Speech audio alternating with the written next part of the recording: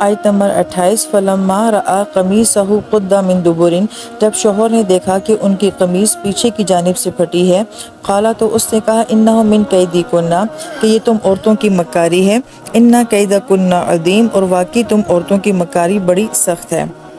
لہٰذا اس آیت مبارکہ کے ضمن میں تمام حالات سے یہ بات سمجھ آ رہی ہے کہ غلطی عورت کی جانب سے ہے،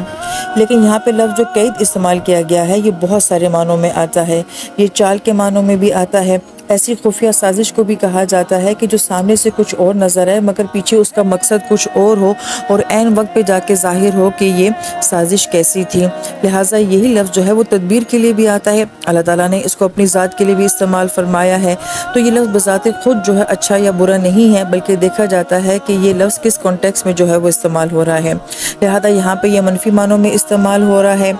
پھر اس کے بعد اس آیت مبارکہ کے ضمن میں جو عوام الناس میں بہت مشہور بات ہے کہ اللہ تعالیٰ نے عورتوں کے لیے کہا ہے کہ ان کی مکاری بہت سخت ہوتی ہے، تو ہمیں یہاں سے بات سمجھ آتی ہے کہ کیا یہ جملہ اللہ تعالیٰ کا ہے یا یہ اس عورت کے شوہر کا جملہ تھا؟ تو دراصل میں یہ اللہ تعالیٰ نے نہیں کہا بلکہ یہ اس عورت کے شوہر نے جملہ کہا ہے، تو ایک تو ہمیں یہ وضاحت مل گئی۔